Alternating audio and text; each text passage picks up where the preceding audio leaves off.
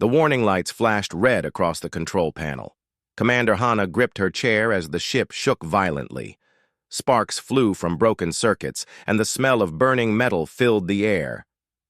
"Engine failure in all 3 cores," Ben shouted from his station. His clawed hands moved quickly over the controls, but nothing worked. "We're going down!" Hana looked at her crew. 6 of the finest Draknari warriors and scientists, now facing death on this strange blue planet. The ship's computer had called. It Earth, home to a primitive species that barely knew about space travel. "Tay, find us a landing spot," Hana ordered. Her golden eyes stayed calm even as fear filled her heart. Tay's young face was pale as he studied the screens. "There's a large island below us, mostly ice and rock. No big cities." "That will have to do," Hana said. "Everyone, prepare for crash. Landing!" The ship fell through Earth's thick atmosphere like a burning star. Outside the windows, Hana could see white snow and dark rocks getting closer. The wind howled around them, pushing the ship sideways. One, their security chief, checked his weapons one last time. "If we survive the crash, we might face hostile natives." "The readings show this area is empty," Ray said quietly from her communications station. No signs of large settlements. Nara, their medical officer, was already preparing emergency supplies. Her healing hands worked quickly, gathering medicines and tools. "I'll be ready to treat injuries," she said.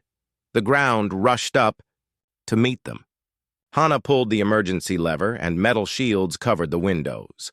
The last thing she saw was endless white snow. The crash was like thunder and earthquake combined. The ship hit the frozen ground, bounced twice, then slid for what felt like forever.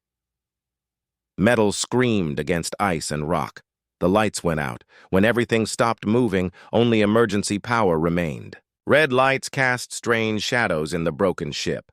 Hana slowly opened her eyes and checked her body, bruised but alive. "Report!" she called out. One by one, her crew answered. Tay had a broken arm. One had cuts on his face. Bin was trapped under. Some fallen metal, but Ray and Nara helped free him. Everyone was hurt, but everyone was breathing. Nara moved from person to person, using her medical skills to help the injured. Her hands glowed with soft healing light as she worked, but she looked worried. "The ship's hull is broken in 3 places," Bin reported after checking the damage. "Life support is failing. We have maybe 6 hours of heat and air." Hana felt cold fear in her stomach. The Draknari came from hot desert worlds. Their bodies were made for heat and dry air. Earth's frozen temperatures would kill them quickly. "You fixed the life support?" she asked. Bin shook his head. "Too much damage. And even if I could, we don't have enough power." Ray tried the communication systems. "The distress beacon is completely destroyed. Even if our people are looking for us, they won't find us here." Through the cracks in the hull, cold air rushed in. It bit at their scales like tiny knives. Hana could already feel her body slowing down as the temperature dropped. Outside, the wind howled like an angry beast. Snow piled up against the broken ship. The storm showed no signs of stopping. "How long can we survive in this cold?" Tay asked. His young voice shook with fear. Nara checked her medical readings. "In these temperatures, maybe 12 hours. Less if the storm gets worse." Hana closed her eyes and thought. They were alone on a frozen world, with no way to call for help. Their advanced technology was useless here. The electromagnetic fields of this planet interfered with everything. "We should try to make the ship warmer," Juan suggested. "Maybe build a fire." "With what?" Bin asked. "Everything here is metal and plastic. The wood-equivalent materials we brought won't burn long enough." The reality of their situation settled over them like the cold itself. They were going to die here, far from home, on a world that didn't even know they existed. Hana looked at each of her crew members. These were good people, brave people. They had volunteered for this exploration mission to help their species learn about the universe. Now they would never see home again.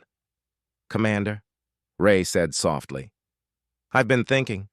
Maybe we should record a message for our families in case someone finds our bodies later." It was a practical idea, a final gift to those they loved. Hana nodded. "Do it. Record everything, how we lived, how we tried." As Ray worked on the recording system, the others huddled together for warmth. Their breath came out in white clouds. Ice began forming on the inside of the ship's walls. Tay, the youngest, looked out through a crack in the hull. "It's so white out there, like a frozen desert. But instead of being too hot, it's too cold." "At least it's beautiful," Nara said, trying to stay positive. "Look how the snow sparkles in the light." But beauty wouldn't save them. Hour by hour, they grew colder and weaker. Their movements became slower. Their thoughts became fuzzy. "I'm sorry I brought you all here," Hana said as the temperature continued to drop. "Don't be sorry," Juan replied. "We all chose this mission. We all wanted to explore the unknown." "The unknown is certainly exploring us now," Bin said with dark humor.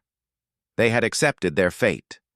There was no rescue coming, no miracle technology to save them, no warm place to go. They would die here in the cold. And that was the end of their story, or so they thought. Outside in the storm, something moved through the white darkness. Something that had seen their ship fall from the sky. Something that was fighting through the wind and snow to reach them. But inside the dying ship, the 6 Draknari didn't know that yet. They only knew the cold was winning, and their time was running out. The storm raged on, and hope seemed as distant as their homeworld. Day looked up from his computer screen and rubbed his tired eyes. The small research station felt even smaller today. For 3 months he had been alone here, studying ice samples and weather patterns. The work was important, but the loneliness was getting harder to handle. His divorce had been final 6 months ago. His wife had said he cared more about his research than about people. Maybe she was right. That's why he had taken this job in Iceland. Far from everyone, far from all the pain. The wind outside was getting stronger. Day checked the weather readings on his computer. A major storm was coming, the kind that could last for days and bury everything under meters of snow. He made some hot coffee and looked out the small window. Snow was already falling heavily. In a few hours, it would be dangerous to go outside at all. Good thing he had enough food and fuel for weeks.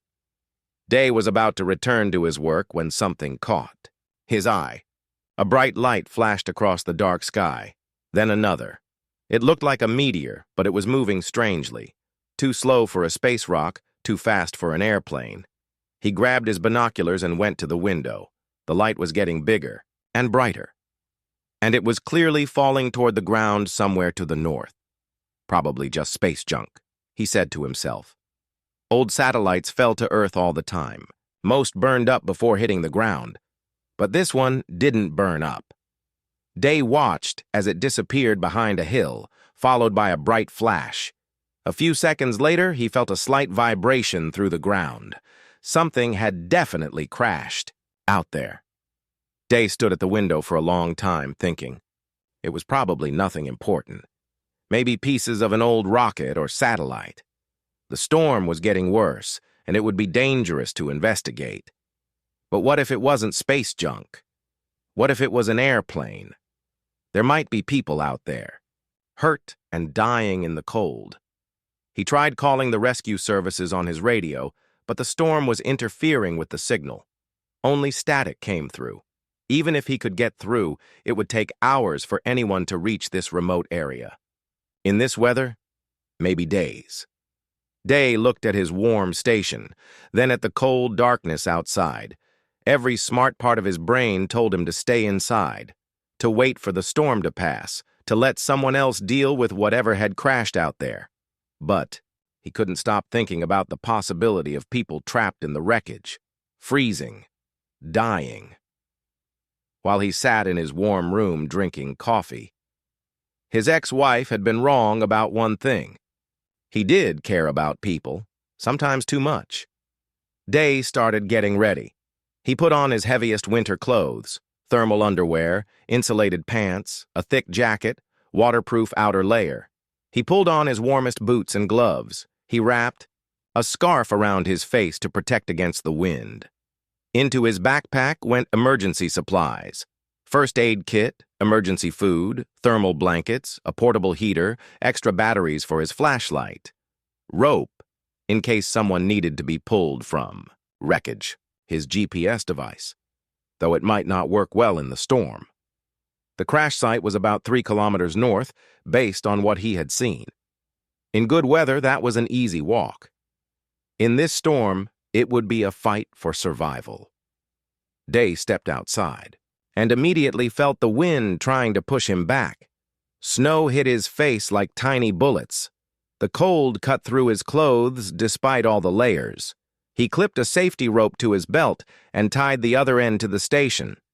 If he got lost in the storm, the rope would guide him home. It was long enough to reach halfway to the crash site. The first kilometer was the hardest.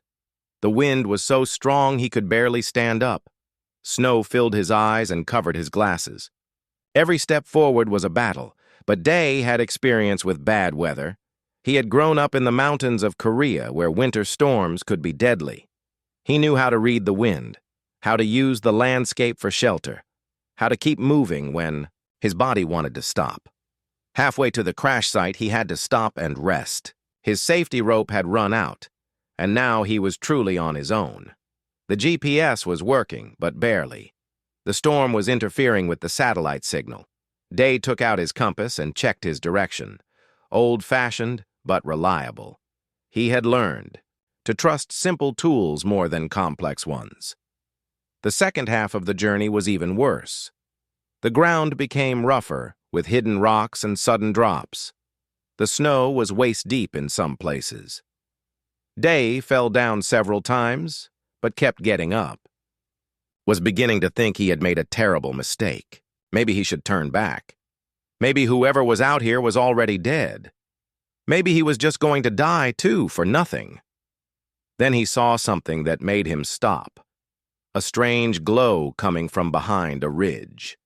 Not the orange glow of fire, but something else, something blue and white, like electricity. Day climbed the ridge, fighting against the wind. At the top, he looked down and saw something that made his heart stop. It was definitely not space junk. The object was huge, maybe 50 meters long. It had a smooth, curved shape that didn't look like any airplane he had ever seen. Strange lights flickered along its surface. Part of it was buried in the snow, but he could see that the hull was cracked open in several places, and through those cracks he could see movement inside. Whatever this thing was, there were living creatures in it. And from the way they were moving, they were hurt. Day stood in the snow, staring at the impossible sight. His practical mind told him this had to be some kind of secret military aircraft. But his eyes told him something different. This wasn't from Earth. The wind howled around him, and snow continued to fall. Soon, whatever was in that ship would be buried, and if they were hurt, they would die. Day made his decision. He didn't care if it was aliens or humans or secret weapons. Someone needed help, and he was the only one who could give it. He started down the hill toward the crashed ship, not knowing that he was about to change the course of history. Inside the ship, 6 dying aliens had no idea that salvation was walking toward them through the storm. They had given up hope. But hope, Day knew, was something you never gave up on, even when everything seemed impossible. Day approached the crashed ship carefully. Up close, it was even more strange and beautiful. The metal surface had patterns that seemed to shift in the light. The design was nothing like human technology. He found a large crack in the hull and peered inside. What he saw made him gasp. 6 creatures lay scattered around the inside of the ship. They looked like dragons from ancient stories, but they were real. They had scales that shimmered with different colors, long necks and wing-like membranes stretched between their arms and bodies. They were huge, much bigger than humans, and they were clearly dying. Day could see them shivering. Their breathing was slow and weak. Ice was forming on their scales. Whatever these beings were, the cold was killing them. One of them, the largest male, noticed Day at the crack in the hull. Golden eyes opened wide with surprise and fear. The creature tried to stand up, but fell back down. He made a sound that might have been a warning or a call for help. The others turned to look at Day. He saw intelligence in their eyes, and pain, and something that looked like resignation. They had given up hope of rescue. Day knew he should be afraid. These were alien beings, possibly dangerous, but all he could see were living creatures in need of help. He held up his hands to show he meant no harm. "I'm here to help," he said, even though he knew they couldn't understand him. The largest alien said something in a language that sounded like music and wind chimes. His voice was deep and rich but weak from cold. One of the smaller aliens, female with silver scales, crawled toward a console that was still working. She touched something and lights began to flash. She spoke to the others in their musical language. Day climbed through the crack in the hull, moving slowly so he wouldn't seem threatening. The ship was warmer than outside, but not by much. He could see why these creatures were dying. They were built for heat, not cold. He unpacked his emergency supplies and started with the most basic help he could give: warmth. He pulled out his thermal blankets and began covering the weakest aliens.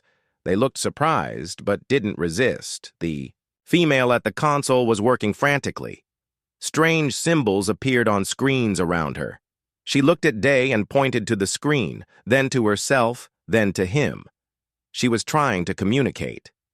Day nodded and pointed to himself. "Day," he said clearly. The female touched her chest. The sounds that came out were beautiful but impossible for him to pronounce. She tried again, slower, and pointed to the screen. Suddenly, words appeared on the screen in Korean. Rough, broken, Korean but readable. Help, understand, cold, dying. Day's mouth fell open. These aliens had technology that could translate languages. Even in their damaged ship, even while dying, they were trying to talk to him. The female, Ray, he, learned later, worked with the translation system while Day continued helping the others. He used his portable heater to warm the air around them. He gave them water from his thermos, which they drank gratefully. The largest male watched everything Day did with careful eyes. When Day approached him with a thermal blanket, the alien spoke to the others. There was clearly some debate. The translation system caught some of it. Dangerous, unknown, but helping. Why? Day realized they were trying to understand why a stranger would risk his life to help them. He wished he could explain that this was what humans did. When someone needed help, you helped them. It was that simple. One of the aliens, Ben the engineer, was in the worst condition. He was the largest and had lost the most heat. Day could see that his breathing was getting weaker. Day made a decision that would have seemed impossible an hour ago. He opened his jacket and pressed his body against the dying alien, sharing his warmth directly. The alien's scales were cold, as ice, but slowly they began to warm up. The others watched in amazement. Through the translation system, he heard them talking. "He gives his own heat. To save enemy, impossible."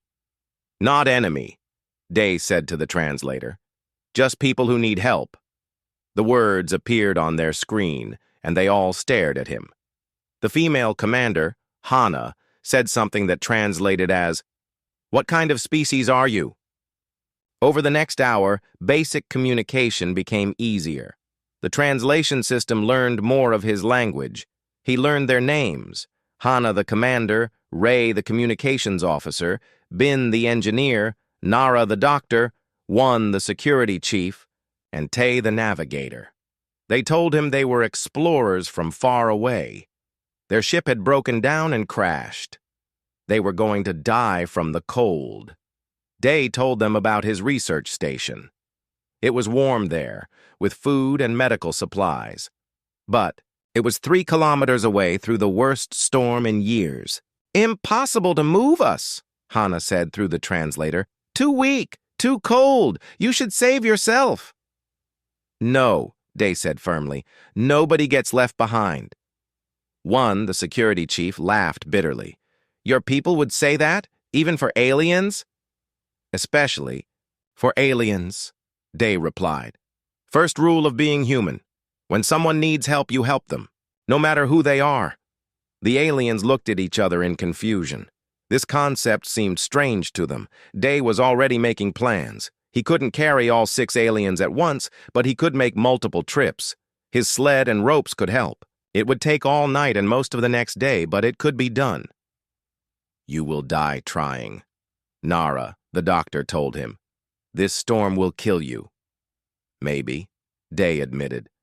"But definitely everyone dies if I don't try." Tay, the youngest, asked, "Why would you risk your life for strangers?" Day thought about how to explain it. Finally, he said, "Because that's what makes us human.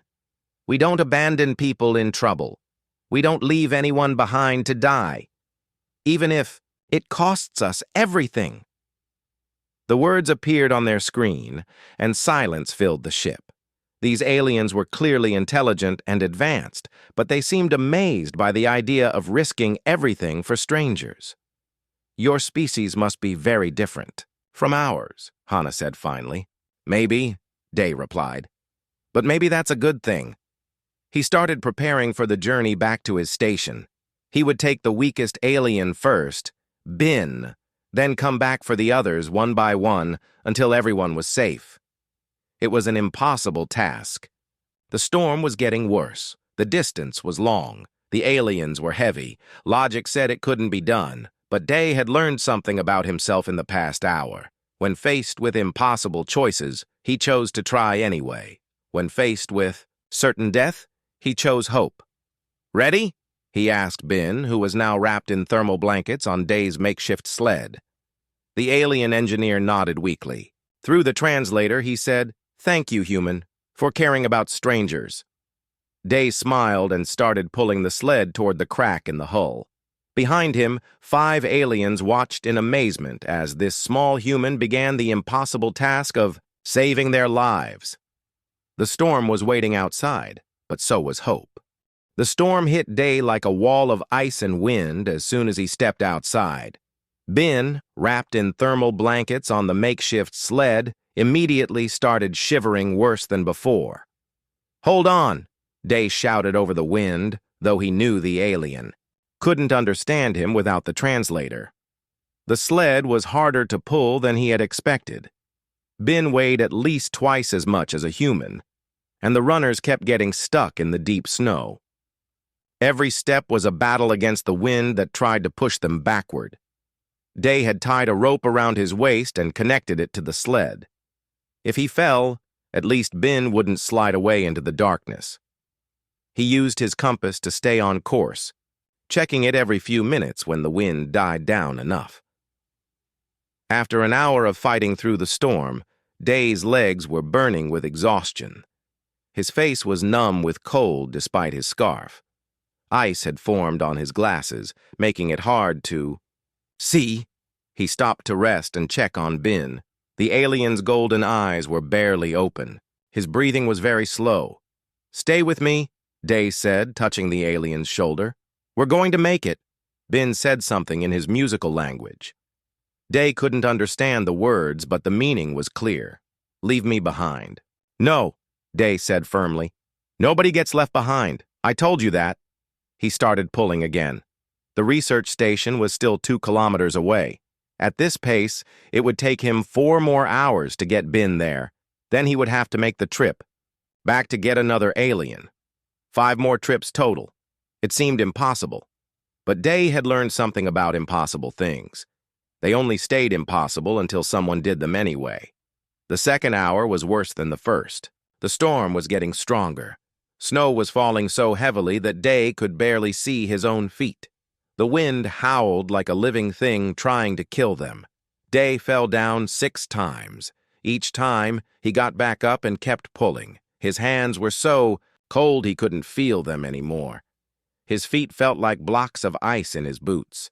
But every time he wanted to quit, he thought about the 5 aliens still trapped in the crashed ship. They were counting on him. They had given up hope until he showed up. He couldn't let them down. When he finally saw the lights of his research station through the snow, Day almost cried with relief. He had made it. The first impossible trip was done. Getting Bin inside took the last of his strength. The alien was unconscious now, but still breathing. Day cranked up the heater as high as it would go and covered Bin with every blanket he owned. He made hot coffee and sat down for exactly 10 minutes. That was all the rest he could afford. 5 more aliens were waiting to die in the cold. The second trip was for Nara, the doctor. She was conscious and could help a little by pushing with her hands when the sled got stuck, but she was almost as weak as Bin had been. "Why do you do this?" she asked him when they stopped to rest halfway back to the station. Her words came through a small translation device she had brought from the ship. "Because you need help," Day replied. "But we are strangers, aliens. We might be dangerous." Day looked at her through the falling snow. "Are you dangerous?" "No," she admitted. "Then there's no problem." Nara was quiet for a long time. Finally, she said, "Your species is very unusual."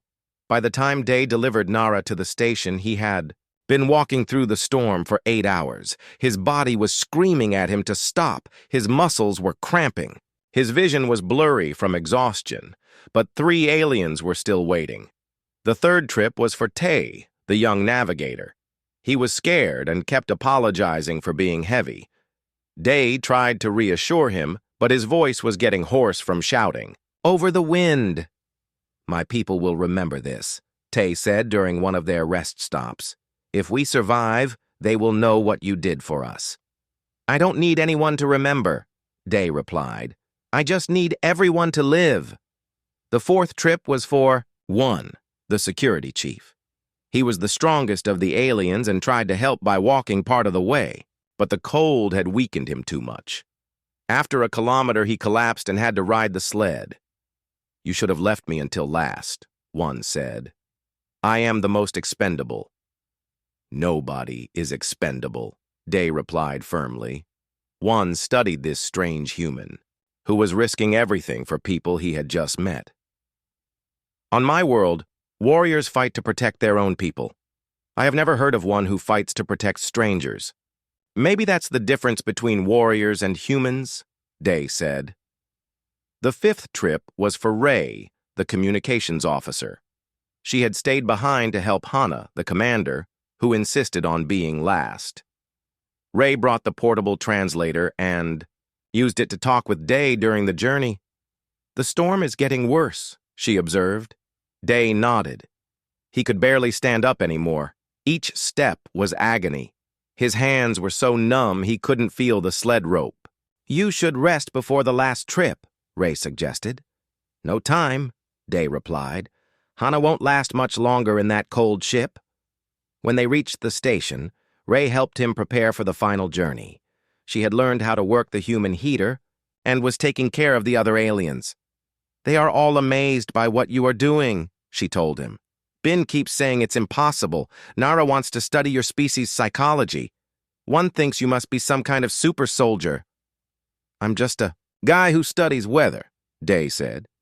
"No," Ray replied. "You are something much more important than that." The final trip was the hardest.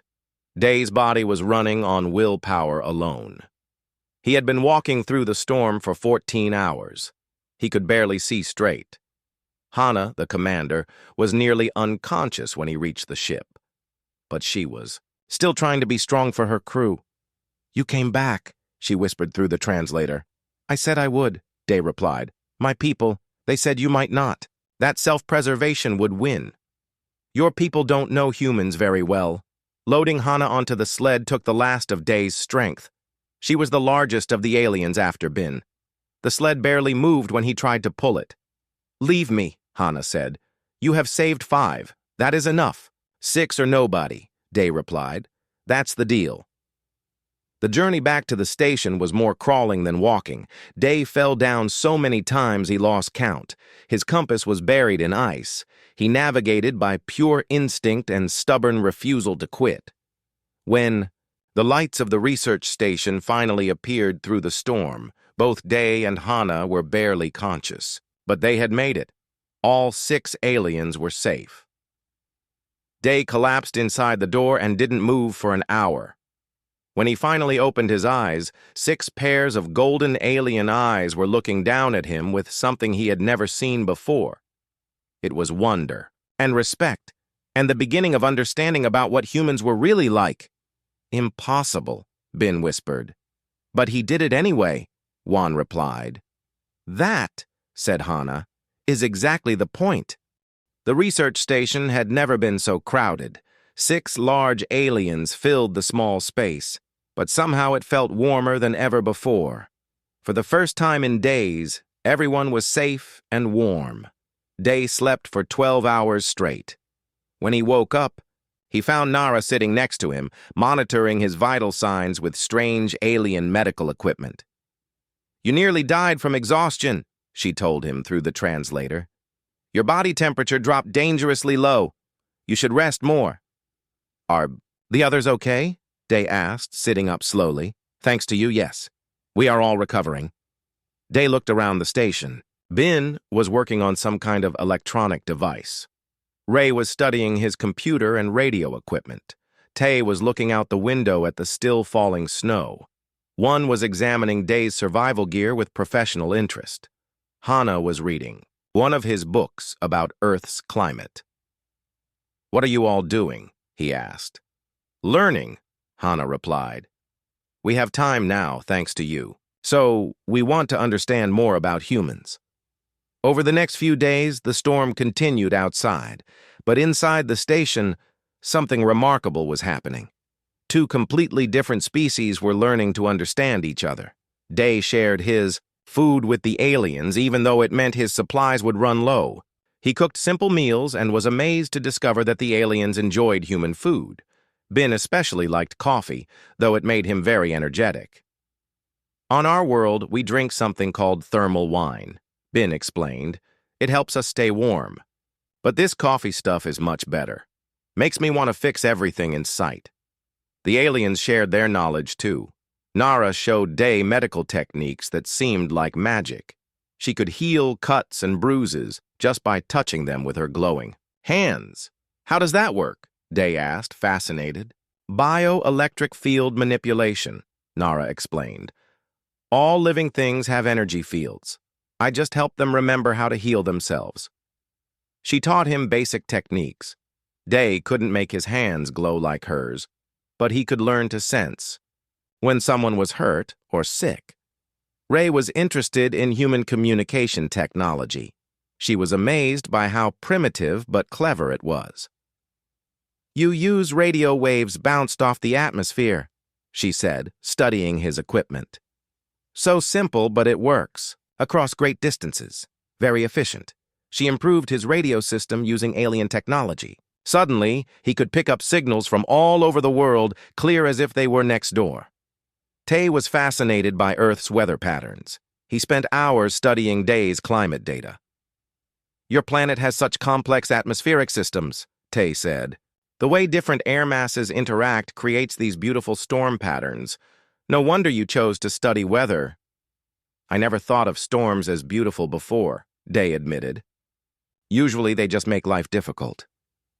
"But look at this data." Tay showed him charts on the alien computer. "See how the storm systems distribute heat around your planet? Without them, parts of Earth would be too hot and other parts too cold for life. Storms are your planet's way of taking care of itself." One was impressed by Day's survival skills and equipment. "This gear is primitive compared to our technology," he said, examining Day's thermal blankets and portable heater. But it works. You used simple tools to do something our advanced equipment couldn't do. Save our lives. He showed Day some alien survival techniques. How to find water in the desert. How to build shelter in extreme conditions. How to signal for rescue across interstellar distances. The most important survival tool, Juan concluded, is not technology. It's the will to keep going when everything seems hopeless. Ben was amazed by human engineering. He studied everything in the station, the heater, the computer, the radio, even the coffee maker. You build things to last, he observed. Not fancy, but reliable. Our people focus on making things perfect and efficient. You focus on making things that work when everything goes wrong. He helped Day improve some of his equipment. The heater became more efficient. The computer ran faster. But he was careful to use only simple improvements that Day could maintain himself. Advanced technology is only good if you can fix it when it breaks, Ben explained. Out here, reliable is better than perfect. Hannah was most interested in human leadership and social structure. She asked many questions about how humans organized themselves, how they made decisions, how they solved conflicts. On our world, leaders command through authority and power, she explained. But you lead through example and sacrifice. You convinced us to trust you not with words, but with actions. I wasn't trying to lead anyone, Day protested. I was just trying to help. That's exactly what I mean, Hannah replied. True leadership isn't about commanding others, it's about doing what needs to be done, regardless of personal cost. During the long evenings, they shared stories of their worlds. The aliens told Day about their home planets, vast desert worlds with crystal cities and thermal springs, places where the sun never set and the wind sang through canyons of colored stone. Day told them about Earth, the mountains where he grew up, the forests and oceans, the cities full of people. Places where snow fell and flowers bloomed and seasons changed the world 4 times each year. Your world sounds dangerous, Nara observed. All that weather and change. How do you survive it? We adapt, Day explained. Humans are good at adapting. We learn to live anywhere in any conditions. Is that why you could save us? Tay asked. Because you're used to surviving impossible situations? Day thought about it. Maybe. But I think it's more than that. Humans don't like to give up, even when we should. Your species has something we lost long ago, Juan said quietly. Hope. You hope even when logic says there's no reason to hope. What happened to your hope? Day asked. The aliens looked at each other sadly. Hannah answered for all of them. We became too advanced, too comfortable. We solved all our major problems, conquered all our challenges. We forgot what it felt like to struggle, to fight for something important. But struggle is what makes hope necessary, Ray added. Without problems to solve, hope becomes meaningless. Maybe that's why we crashed here, Ben suggested. Maybe the universe wanted us to remember what hope looks like. As the days passed, the storm outside began to weaken. Soon, it would be safe to try repairing the alien ship's distress beacon. Rescue would come, and the aliens would leave. But something had changed during their time together. The aliens were different now. They moved with more purpose. They looked at problems differently. They had learned something from humans that they couldn't learn from their advanced technology. They had learned about hope, about refusing to give up, about helping others even when it cost everything. And Day had learned something too. He had learned that loneliness was a choice, that connection with others could happen anywhere, even with beings from other worlds. That the most important thing about being human wasn't where you came from, but what you chose to do when others needed help. On the 6th day, the storm finally ended. Through the windows, they could see clear sky and glittering snow. It was time to contact the alien rescue ships, but none of them were quite ready to say goodbye. Something important had happened in that small research station. 2 species had become friends, and friendship they had learned, was the most advanced technology of all. The morning sky was clear and bright blue when Ray's modified distress beacon finally connected with the alien rescue fleet. The signal went out across space, carrying coordinates and a simple message: found, alive, send help. 6 hours later, a massive ship descended from the clouds. It was beautiful and terrifying at the same time, smooth silver metal that seemed to bend light around it. It landed gently in the snow near the research station, making no sound at all. Day watched from his window as the rescue team emerged. They were Draknari like his new friends, but different.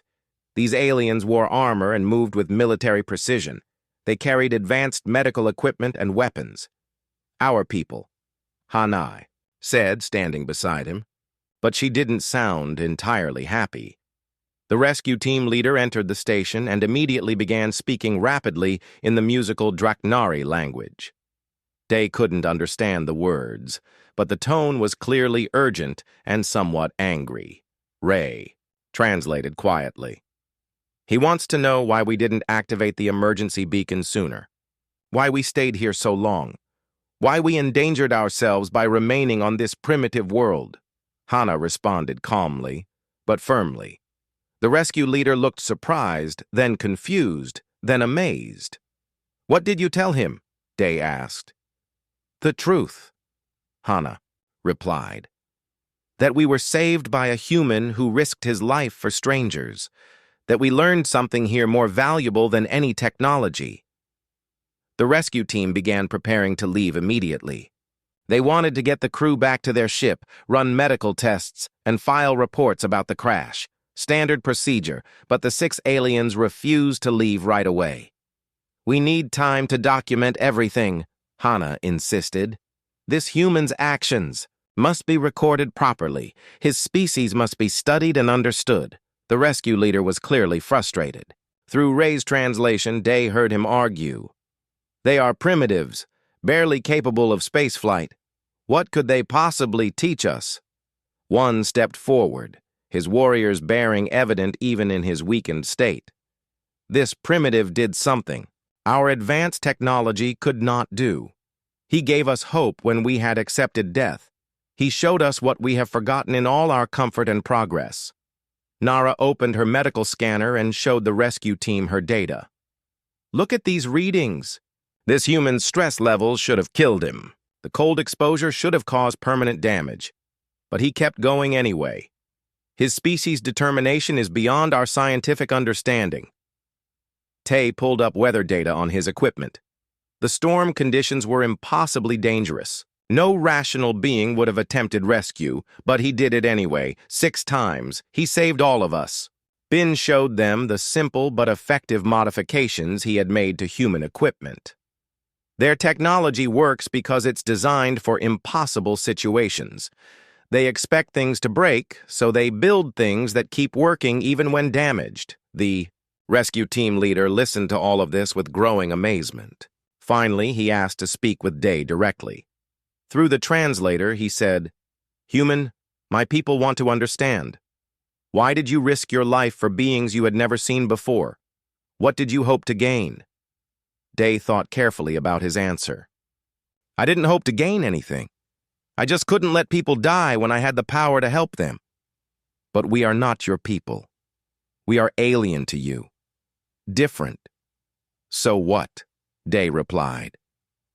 "You were alive, you were in trouble, and I could help. That's all that mattered." The rescue leader was quiet for a long time. Then he said something that made all 6 of Day's friends look surprised and proud. Ray translated. He says that in all his years of service, he has never heard of such a thing, a species that helps strangers without expectation of reward.